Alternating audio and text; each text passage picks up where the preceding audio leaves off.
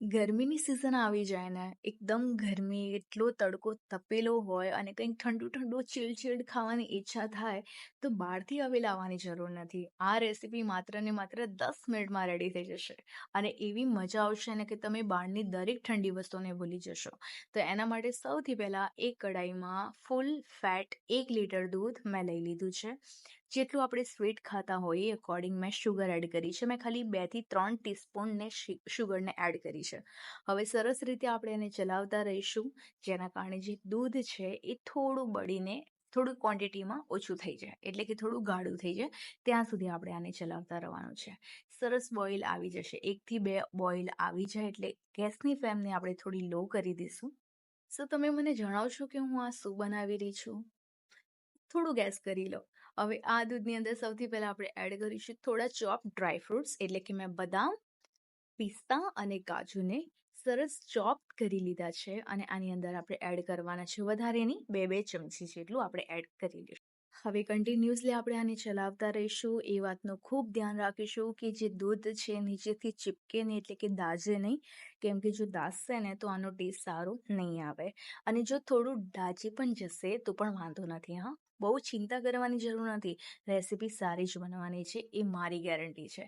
તો હવે saffron add કરી લઈશું, એટલે કે કેસર, જેના કારણે જે દૂધ છે આપણે જે બનાવી રહ્યા છીએ એનો કલર થોડો એકદમ યલો સ્ટોન આવશે અને દેખાવમાં, ખાવામાં અને હેલ્ધીએસ્ટ રેસીપી બનવાની. મને એવું લાગે છે કે કદાચ તમે ગેસ કરી લીધું હશે, તો જો ગેસ કર્યું હોય ને તો આ જ મોમેન્ટમાં કમેન્ટમાં જણાવી દો કે હું શું બનાવી રહી છું.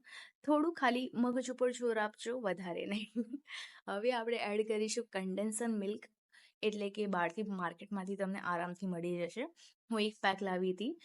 એના વધારે નહીં, ખાલી 3 થી 4 ચમચી જેવું આપણે એડ કરવાનું છે કન્ડેન્સર મિલ્ક, જેના કારણે જે દૂધ છે એકદમ ગાઢું થઈ જશે અને એનો જે ટેસ્ટ એકદમ ક્રીમી ટેક્સચર આવી જશે અને એકદમ ક્રીમી લાગશે.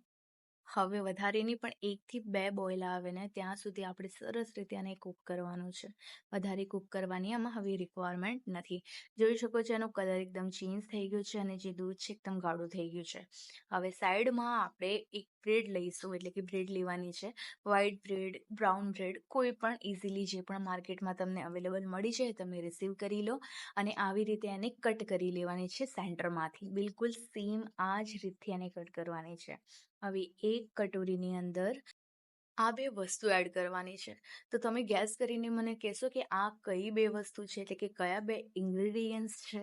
જો તમે કહી શકતા હોય ને તો કમેન્ટમાં જણાવો, અને જો તમારે જાણવું હોય તો પણ તમે કમેન્ટમાં મને મેસેજ કરી શકો છો, એટલે કે હું તમને રિપ્લાય આપવા માટે રેડી જ છું ત્યાં. હવે આ જે મિક્સર આપણે રેડી કર્યું છે ને એને આપણે બ્રેડની ઉપર સ્પ્રેડ કરી લેવાનું છે. સરસ રીતે સ્પ્રેડ થઈ જાય એના પછી જે બીજી બ્રેડ હતી એ પણ આપણે આને સરસ રીતે લગાવી દઈશું, એટલે કે 2 પડવાળી બ્રેડને આપણે રેડી કરીશું ને વચ્ચે આ મિક્સર હશે. થોડું જેન્ટલી આને પ્રેસ કરીશું, વધારે નહીં, એકદમ જેન્ટલી પ્રેસ કરીને બાકી બધી બ્રેડને આવી રીતે આપણે રેડી કરી લઈશું. સરસ, એકદમ ટેમ્પટિંગ લાગે છે ને?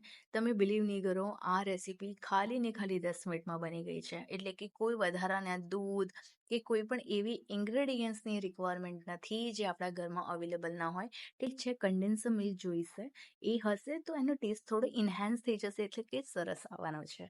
નહીં હોય તો પણ તમે ઓપ્શનલ છે, તમે સ્કીપ કરી શકો છો. બસ જે દૂધ છે એને સરસ રીતે ગાઢું થવા દેજો. તમે મિલ્ક પાવડર પણ એડ કરી શકો છો. જો તમને આ રેસીપીમાં થોડી પણ કોઈ પણ કન્ફ્યુઝન હોય ને તો તમે મને કમેન્ટ કરી દેજો, તમને તરત જ રિપ્લાય મળી જશે. હવે એક બાઉલની અંદર આપણે જે બ્રેડ રેડી કરી હતી ને આવી રીતે સરસ રીતે એને ગોઠવી લઈશું, એટલે કે સરસ રીતે સેટ કરી લઈશું. અને જે રસ આપણે બનાવ્યો છે ને, મિલ્કનું જે મિક્સર બનાવ્યું છે એને આવી રીતે આપણે બ્રેડના ઉપર નાખી દેવાનું છે. સરસ રીતે ટેમ્પટિંગ આપણી રસમલાઈ રેડી છે. એકદમ ઇન્સ્ટન્ટ રેસીપી, ઇન્સ્ટન્ટ ઠંડી ઠંડી મીઠાઈ આપણી રેડી થઈ ગઈ છે. તો રેસીપી કેવી લાગી, ગમી હોય તો લાઈક, શેર, કમેન્ટ કરવાનું ના ભૂલતા. અને જો ચેનલ ઉપર તમે નવા છો તો પ્લીઝ ચેનલને સબસ્ક્રાઈબ કરજો. અને આ રેસીપીમાં તમને કોઈ પણ ડાઉટ હોય, કોઈ પણ ક્વેરી હોય, કોઈ પણ કન્ફ્યુઝન હોય તો કમેન્ટ કરજો, રિપ્લાય મળી જશે.